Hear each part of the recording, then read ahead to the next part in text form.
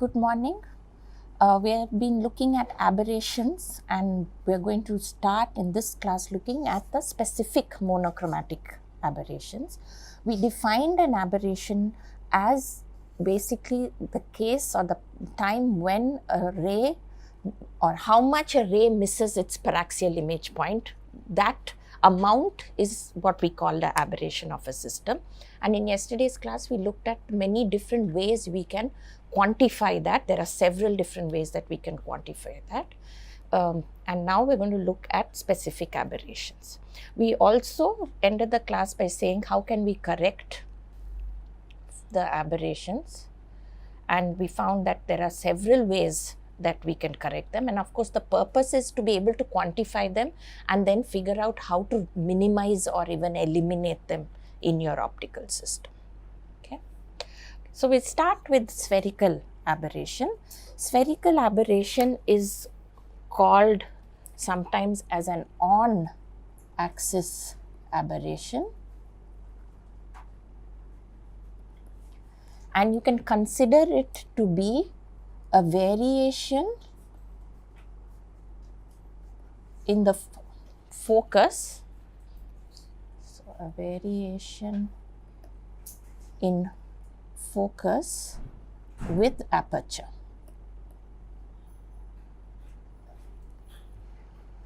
Okay. What does that mean? Rays that come to a different location of the lens will focus at a different location on the axis.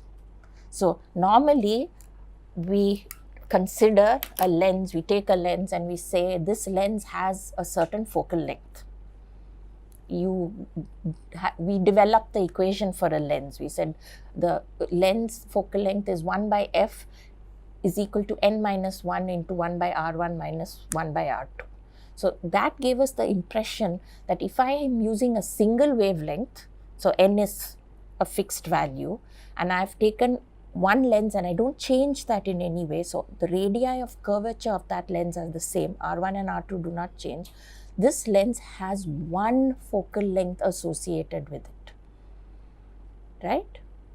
But what is going to happen in reality is that different rays, and when I say different rays, I mean the rays that hit the lens at different points.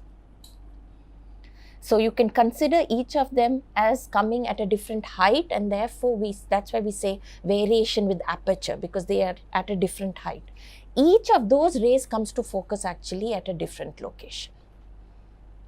And that means you have a spread of the focus along the optical axis. Now in this figure, you have a convex lens, and you can see the paraxial rays, the rays closest to the optical axis. That's where we assume the ideal focus. They are the rays that will form the ideal focus. And you can see these rays, so of course the ray that's traveling along the optical axis, but just to make it clearer, let's take the ray just above the optical axis, and you can see that ray is focusing over here. So this point over here is the paraxial focus, and that's why this is being indicated as the paraxial image plane. As you go further and further away, so you go to this ray and so on, and you go to this ray, this is the topmost ray, and you can see this ray is coming to focus over here. So it's been exaggerated in this figure. The spread may not be this large, but this has been exaggerated to clearly show you that the rays coming from up here, so this ray, let's say this we call ray number 1, and let's say we call this ray number 10. Number 1 is focusing over here, and number 10 is focusing over here. So this spread, it's all focused, but then the overall result is that it's not focused, right? So as we talked about yesterday, so this is basically spherical aberration, a variation of the focus with aperture.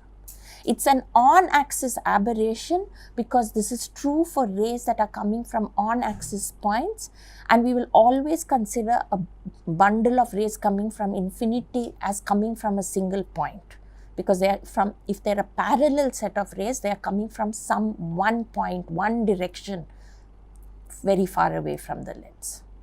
Okay.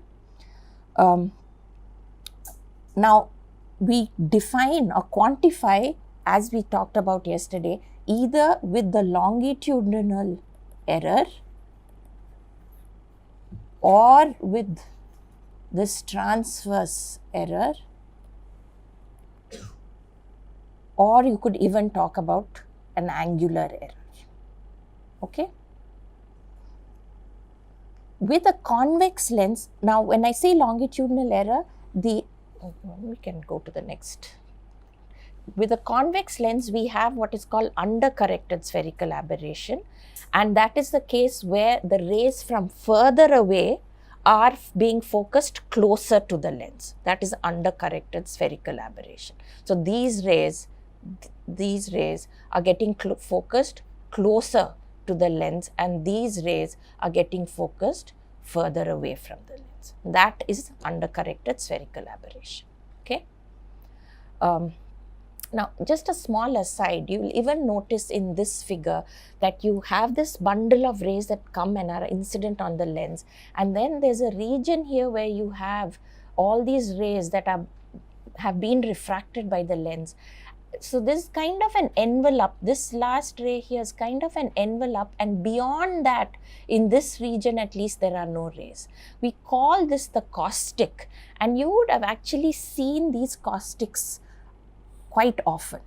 Right? Anytime you have a curved surface and light is incident, you see these caustics form. So they are really the envelope, and one side of that envelope, or what does it envelope? It envelopes a region where the reflected and refracted rays exist. It very clearly demarcates the region where those rays exist as opposed to where they don't exist, and it brings out very nice patterns. I just wanted to mention it because I'm sure this is a phenomenon that you would have really noticed anytime you have a curved surface, reflective dielectric surface. Very common in water bodies, and there you see a number of these regions because the surface of the water is not absolutely flat. There are variations. So each is acting like an individual lens, if you will, and its set of rays are being focused somewhere and causing a region where there are refracted rays and a clear region where there are no refracted rays. Right?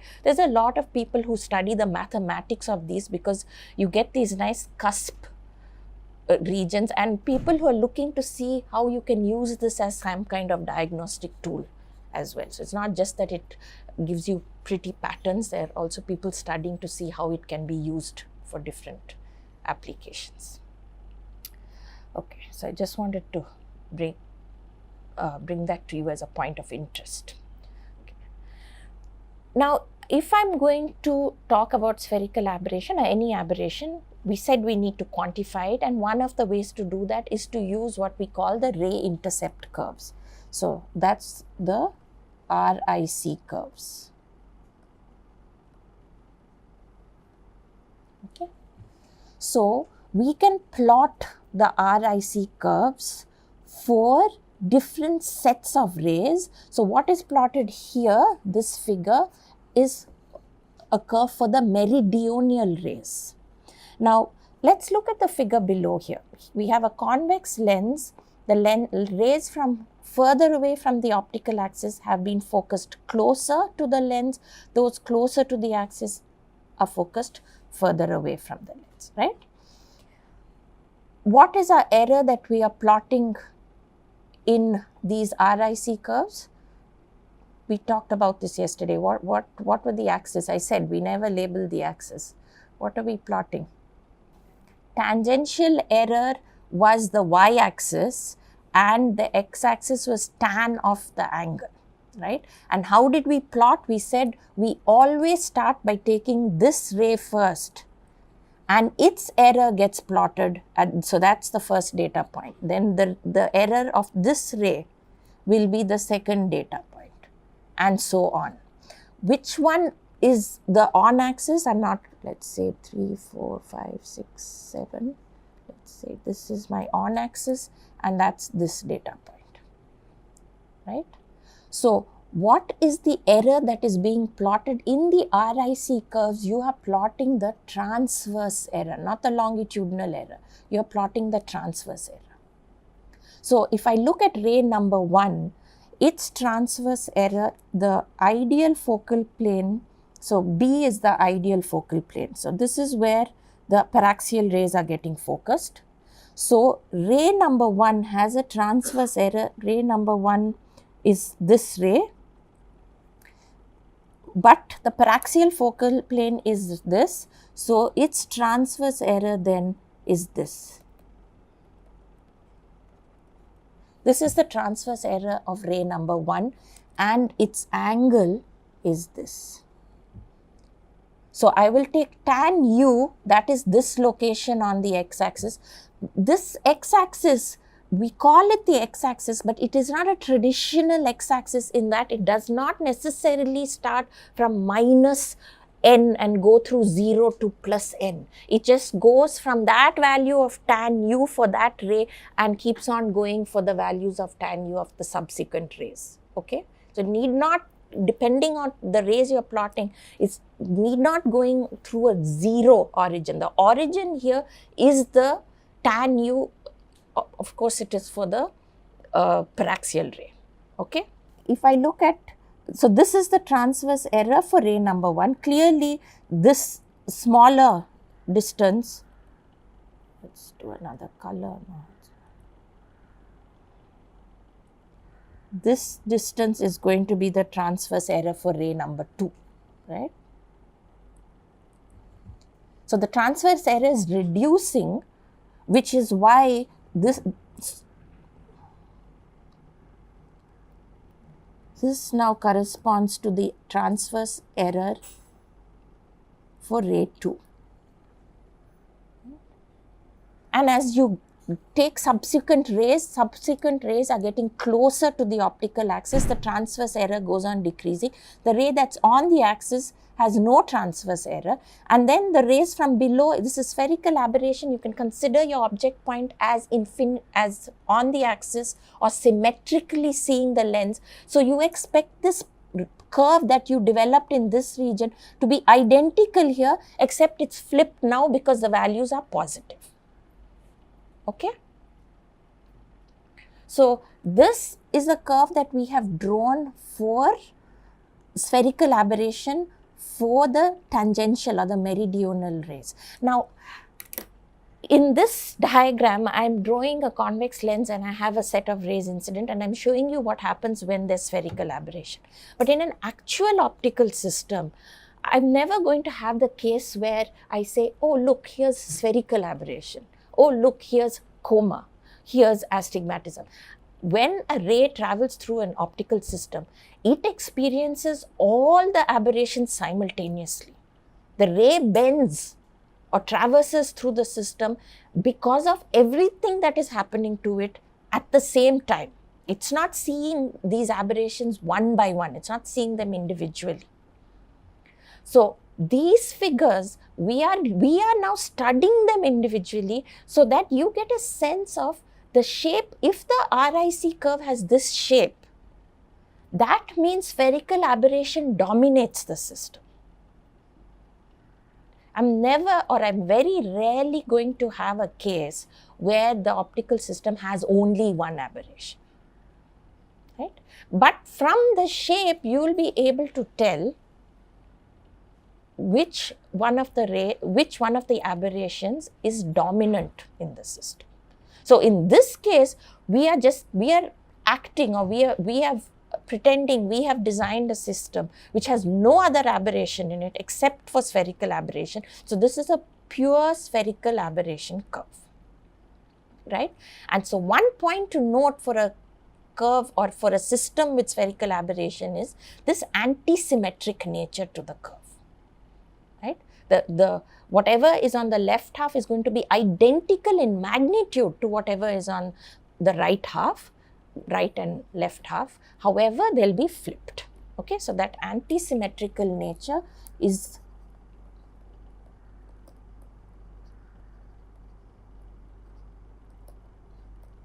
something that you will see with spherical aberration. Okay, now I can do the same thing, but I plot it for the sagittal rays. Okay, and now I'm plotting it. The transverse error here is the error or the how much the ray has missed the paraxial point, but now it's displaced along the x-axis and not along the y-axis, right? And you get a very similar curve. It's quite a symmetrical aberration. Now, what this set of curves is showing you, I can plot the RIC curves at any plane. Even in Oslo, you tell Oslo which is the image plane. Oslo doesn't automatically decide some plane is the image plane. You tell Oslo, put the image plane at this distance from my surface and look at the aberrations there. So you could look at the aberrations anywhere. You could look at the aberrations here. Of course, the aberrations will be enormous there. You're nowhere near the focal position. But if you so desired to look at it there, you could. So one thing is, by looking at the RIC curves at different planes, you can even tell which of those planes is the best focus, right? So in this case, this graph over here is showing you the RIC curves, let's say the tangential RIC curves, at planes A, B and C. You can see they all have very similar form. They're all antisymmetrical in nature. They all have very similar form. However, the curve at plane B has a region in between. So you could almost consider this region where the tangential error is 0. The transverse error is 0. And that's because these are paraxial. You're at the paraxial focus. And so you have the minimum error there. How do we define the longitudinal error? That was the transverse error. But how do we quantify the longitudinal error? So if you see in this figure, you have these rays incident and we have a convex lens. Yes. So his question is, since we define an aberration as the deviation from the paraxial image point, why would we even look at it at other planes? You look at it at other planes because you can sometimes get valuable information, and you'll see that the paraxial image plane is not necessarily the best image plane. And you'll see that as we go down this class today, right? So you often need to move away from the paraxial image plane. If you're not at the paraxial image plane, then you are measuring the aberration as the displacement or the difference between any ray and the paraxial ray at that plane. That's how you would define it. Okay, so the longitudinal error, the RIC curves, if you're looking at an RIC curve, it's always a transverse error, right, that you're looking at. So the longitudinal aberration is measured as the difference between this distance, capital L, and this distance is where the further off rays come to focus, minus the paraxial focus, this distance here. So you can see in this particular case, this is going to be negative because capital L is always smaller than L dash. And this is undercorrected spherical aberration. So it's negative in nature, and it is typically what you see when you have converging or convex lenses.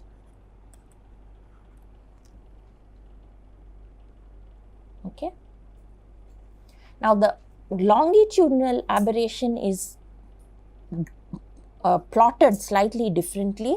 It's plotted with it's not called a RIC curve because the rays are not intercepting the focal plane here. That's why it's not an intercept curve. Here you're measuring some distances along the optical axis. So on the x-axis, you are plotting the so the y-axis is the height of the ray. So for example, the paraxial ray would have height 0, and that's what you would plot here. And its error, so this is actually the error, the longitudinal error. So the paraxial ray has 0 height and 0 error, so it's plotted here. The next ray has this much of height, let's say H1, and it is focused, let's say, somewhere over here. So this is its error, right? So well, maybe I should take a ray which is a little further off. Let's say let me take this ray. So this has height h and it's focused here. So this is its error. Let's call that L1. So this maybe corresponds to the ray with height h1 and this distance corresponds to the error L1. Okay. So you're plotting along the y, slightly different from how, because normally we take the independent variable on the x-axis, but I tell you, these optics people always try to do things differently with their graphs. So the y-axis is your independent variable, it's the height of the ray, and the dependent variable is on the x-axis. Okay.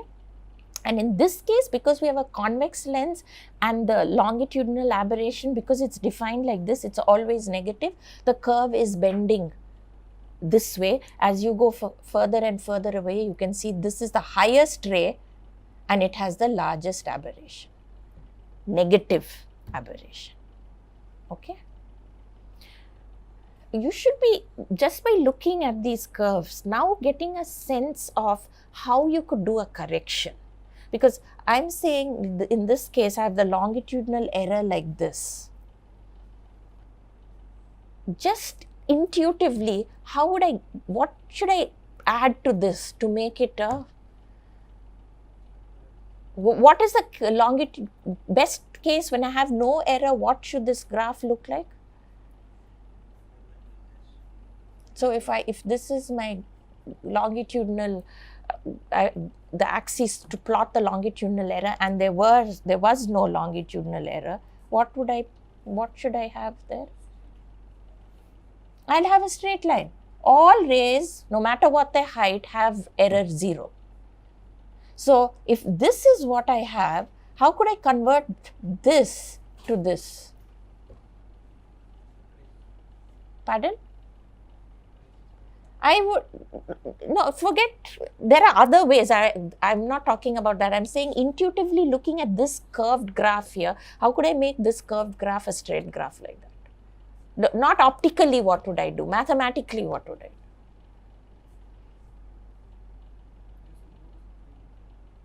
do? You're still thinking, if you say move the screen, you're thinking optically. I'm saying mathematically, it of course has an optical implication. Wouldn't I just add a curve like this? If I could somehow add something into my system or do something, so when you say move something, change aperture, do something, maybe those things are adding this curve. If I could somehow, if my system has this shape, the error has this shape, if I do something to my system so the error now has this shape, wouldn't the resultant error be this? And that's one of the ways you correct. For you add some other elements and you'll see what affects spherical aberration. So somebody said change aperture, and you can see that aperture clearly is one of the ways of correcting. Why? Because we have said that the rays that come from further away, these rays have of course the largest aberration. So if I were to put an aperture stop and block these, clearly I've reduced the aberration already, both longitudinal and transverse, simply because I've blocked rays, right? So yes, one way to reduce spherical aberration is to change the aperture. But another way to reduce spherical aberration, which may not be so obvious, is to change the shape of the lens. And what do we mean by shape of the lens? The shape of a lens is governed by its R1 and its R2. Now, since focal length is defined 1 by f n minus 1, 1 by R1 minus 1 by R2, I can change R1 and R2 such that f does not change, because finally I want my optical system to stay the same. But I can change R1 and R2 such that f is constant, and yet with a lens of a different shape, you'll find the spherical aberration is slightly different. And that's a powerful tool that we have. Okay? And maybe I have to add some other lenses to my system, and we'll see. Again, I gave you a clue when I said undercorrected spherical aberration is what a convex lens sees. So you add a concave lens, and this is typical graph of a convex lens. This is a typical graph of a concave lens. Now clearly I'm not saying add two lenses of same power, then I remove the focusing ability of my system. But you will add a concave lens, adjust distances so that overall you get power in your system. But the concave nature of the lens you have added offsets and reduces the spherical aberration. So that is why looking at these aberrations with these curves is very useful, because the curve gives you an idea of what you need to do. Okay? Okay.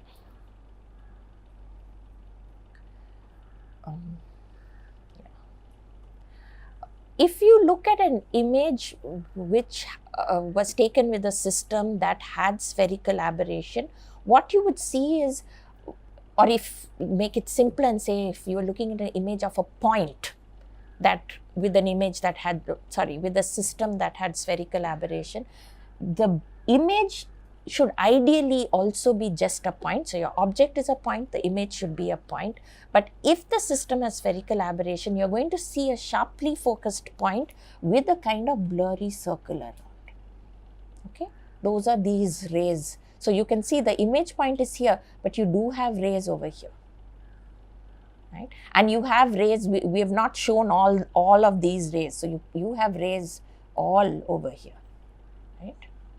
So you will have a sharply focused point in the center, and you'll have a blur over here. So that's what you expect with spherical aberration. That's how your image deteriorates. Okay. So one of the ways of looking at it is then to just look at the ray, and this is, you will do this when you do the lab today. You'll see the ray trace. So you have these fan of rays and how they intersect the plane, and these images are just showing you how the rays intersect the plane. So there's a concentration of rays in the center. These are the focused paraxial rays, but you do have rays in a larger circle outside, and they are there as part of your image, though you don't want them to be there. So this comes to the question someone had asked some time back: why would I move away from the paraxial focus plane? Well, if I look at the paraxial focal plane, this is how the spots are spread. But if I move, now this is the furthermost rays are being imaged here. The paraxial rays are being imaged here. So I have a spread. This whole region can be considered a kind of focal region. So if I move within this region, it turns out that there's one place where the spread of the rays is minimum. Here the spread is only this much. Here the spread is this much. Even though a lot of the energy may be concentrated in this region, I still have this effect. Whereas if I'm in this place, the rays intercepting here is just this. So the central spot here, this spot may be much smaller than this spot here, but I don't have anything else outside. And so this, what is CLC? It is CLC because it's called the circle of least confusion.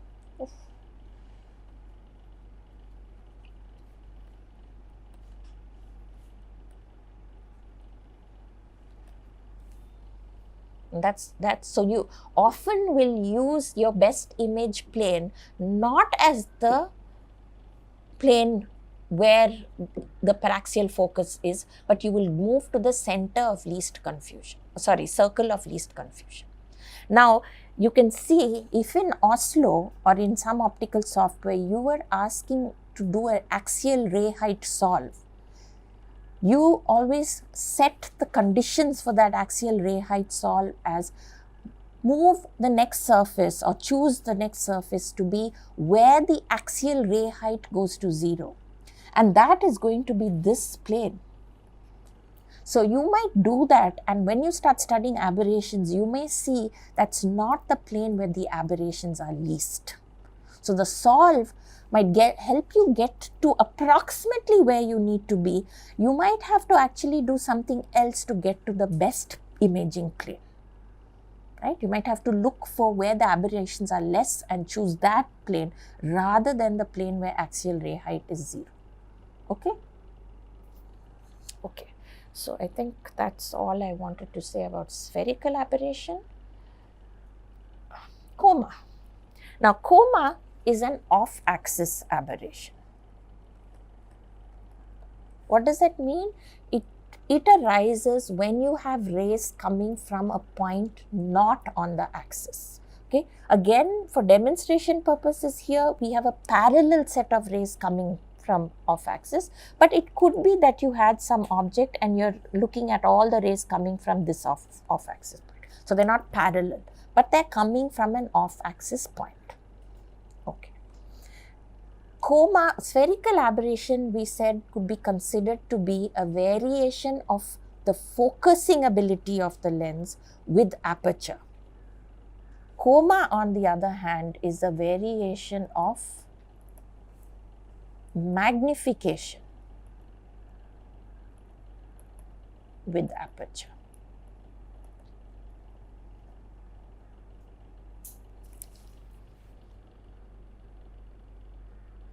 Now, all these parallel rays in an ideal system, if I had an ideal lens and I had a set of parallel rays coming, they would all focus at one point over here, right? This would be my ideal focal point. But you can see in the image drawn here, the two rays equidistant from the center, they are focused at the same point, that's this, but the paraxial is actually focused here. So there is now a transverse error here, and that transverse error is nothing but this. There is no longitudinal measurement of coma. The coma is always measured only in the transverse. Okay. So there's no longitudinal component.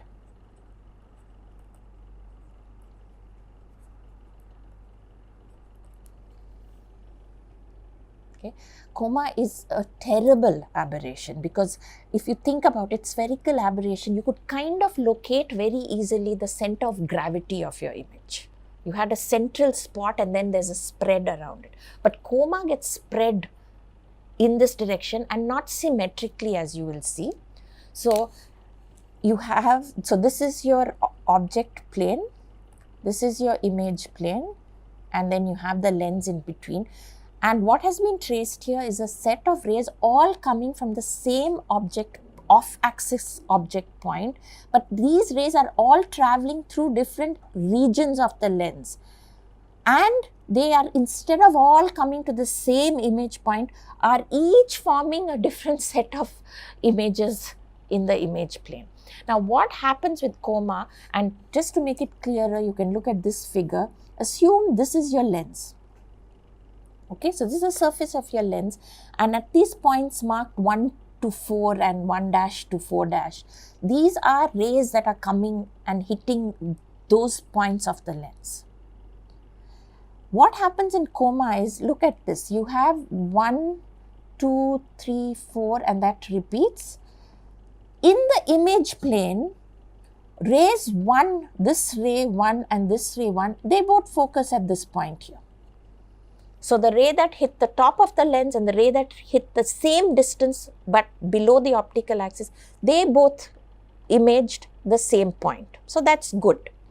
But the rays 3 and 3, ideally these rays, I'm showing you the location of the rays on the lens, but all these rays came from the same object point. Okay, so they're all coming from one point on the object. Ideally, all these rays must go to a single point in the image. But rays 3 and the rays marked 3 on the lens, they are forming an image here. So what lies on an annulus on the lens is forming a circle, not a point in image space. So rays 1, 2, 3, 4 form 1, 2, 3, 4 in the image space.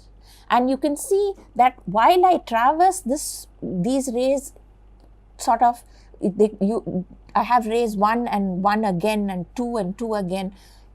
In this point, in the image plane, both the rays 1 come to the same place, both the rays 2 go to the same place, both rays 3 go to the same place, both of the rays 4 go to the same place, but none of these are the same place. Instead, they lie on a circle. So instead of getting a point, you're getting a circle. So for every point you should have got as an image, you're getting a circle, and that's why it's a terrible aberration. Now these rays 1 to 4 all lay on the same annulus of the lens. If I take another annulus, I get another circle, but that circle isn't centered about the same origin of the previous circle. It's slightly shifted and centered, which is why I can't have a nice center of gravity of my image. Whatever it was in spherical aberration, the image was centered. Here, the next set annulus here, which is 1 dash to 4 dash, they form another circle which is laterally shifted down. And because I've just pulled out the terms from the aberration polynomial here, you see an r squared here. So you see what goes around twice on the lens is going around only once over here. That's happening because of this r squared. Just for you to see why that having that general form of the aberration polynomial tells you something about the image you see. So every annulus on the lens is going to give you a slightly displaced circle here. We'll have another circle and so on, right? So you have this, it's called coma because it has this comet-like, the tail of the comet. That's the kind of image you get. For every image that should have looked like a point, you have like a comet-shaped image. Okay. Now, you can see that the tangential or the meridional rays are forming this image. Whereas so these are the tangential ray image, whereas these are the sagittal rays. Which are the skew rays of this system?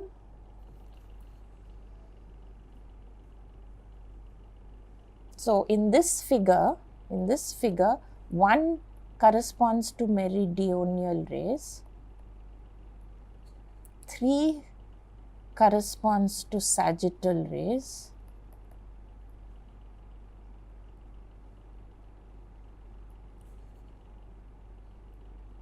which are the skew rays of the system? Skew rays are the rays that do not traverse the optical axis. So which are the skew rays here? They are all skew rays except for the rays that are the meridional rays, right? So rays 4, 4 dash, 2, 2 dash, these are all skew rays, right? Okay. So the ray fan, if you look at the paraxial image plane, the ray fan is going to look like this figure on the left. The paraxial focus is down here and the sagittal focus, let me show you that. So the sagittal focus is here, the tangential focus is here, right? And it turns out, if you look at the way, these are the rays coming from one point on the object, one off-axis point on the object, but they're spreading out and forming this comet-like shape. Half of the energy is actually located in this region. So this, as a point of interest, this angle is always going to be 60 degrees, and we define the sagittal focus as, so in the previous figure, this is where the rays 3 would have come to focus. This is where the rays 1 came to focus. So we call this the sagittal coma. It's a measure of the sagittal coma. Capital H is a measure of the tangential coma. But since half of the energy lies in this region, the sagittal coma is considered to be a better measure of coma than tangential coma. Okay? Because more of the energy lies in this sort of triangular region over here. Okay. Now I have plotted the RIC curve here for the meridional rays. Right? Why does it have this shape? If I look at the lens and with rays coming in over here, let's say this was the paraxial focus plane, these two rays did come to focus at the same place, right? So let's assume these were both equidistant from the optical axis. So these are in the meridional plane and they both come to focus at the same height. So there they have this, the error here, the error is always in this direction, correct? This is tan u. The rays have slightly different angles. So for this ray it has some value, for this ray its value will be where they have the same height. So this will correspond to one ray and this will correspond to another ray, right? But they both lie on the top, so they are both positive.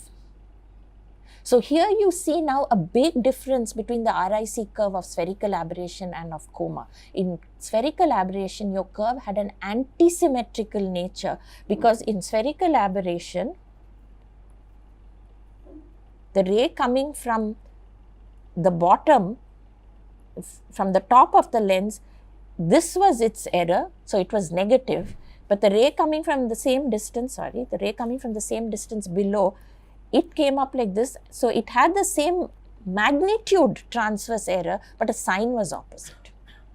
So the two rays in spherical aberration, they have the same magnitude and opposite sign, but in coma they have same magnitude, same sign. Right? So the curve here is symmetrical in nature. It's not exactly the same because the tan u's are not the same. The rays have different angles coming in. But it's not antisymmetrical in nature. And here you should start getting the idea, if you are given the RIC curves of a system and you don't know anything about the system, just by looking at those RIC curves, you'll be able to tell this system is dominated by the aberration coma, this system is dominated by the aberration spherical, right? Because in one case, clearly there'll be antisymmetry and the other not. Okay. Now, I have drawn the RIC curve for the meridional rays. What would it look like? And it's positive, so we call this overcorrected coma. Right? And this is sort of what is expected for a convex lens. What do you think the curve will look like for the sagittal rays? So that's correct. In fact, there will be no error. And if you also go back to the polynomial expression, let's see, a lot of, right? You have sine 2 theta in this, right? And your theta for sagittal rays is pi by 2. So this x term is going to go to 0 anyway, right? So this is what you expect, okay? Okay, and this just gives you a side view of the rays coming in, and you can see these were all supposed to form one point, right? So you can see how bad it is, right? Again, coma is an aberration that is affected by the shape of the lens. So shape is one way to correct it. Clearly aperture, stop position, aperture stop, size. So I'll just say aperture stop because its position as well as its size will affect the coma. Okay. Okay. I don't think I'll have time to go to the third aberration today. But what I will do is, so you can take, so today's lab exercise is for you to understand aberrations better and to see also how you can correct aberrations. So we are only looking in this graph at two aberrations, spherical aberration and coma. And what has been plotted here is along the x-axis, you're plotting something called shape factor. which is a function of R1 and R2 of a lens. So you're taking a single lens, you're going to keep the focal length constant, keep F constant, but change R1 and R2. And you see that as you do that, these are the figures you see over here. All these lenses, the focal length of all these lenses is 100 millimeters. But you can see the shape has changed so much, right? And that is by changing R1. So R1 is varying through these parameters. Therefore, you'll have to calculate what is the value of R2 such that F stays 100 millimeters. But in all these cases, the spherical and coma has been, these aberrations have been calculated, and that is what is plotted. So the x-axis is plotting the shape factor, and the two vertical axes are plotting coma on this side and spherical aberration on this side. And you can see this is how spherical aberration varies for this lens, and this is how coma varies. And the interesting thing to note is that this place, you have not tried to minimize the aberration at all here. You're just saying, if I change the shape, keeping focal length constant, how do the aberrations vary? That's all. You're just studying that. But you see, there's a natural position, or rather a natural shape for which both coma and spherical aberration become minimum. And if you look at what that shape is, it's very close to a plano-convex lens. So if you have a plano-convex lens and light is incident from the curved side, that's also important. This is where you will have minimum coma and minimum spherical aberration. It's actually, the actual values is one radius of curvature 6 times more than the other one. But you can just use a plano-convex lens and get close to this behavior, right? If you turn your lens around and you use it like this, you will not get that benefit, okay? So this is the way to use a plano-convex lens and have the best case, that is the minimum coma and spherical aberration. Okay, so in today's class, we've started looking at the monochromatic aberrations more specifically, and we've covered 2, spherical aberration and coma. And what you will do in the lab later is to plot this graph. So you're going to have to generate these lenses, same focal length, varying curvature, and find the values of aberration and plot them, and you should see this behavior. Okay.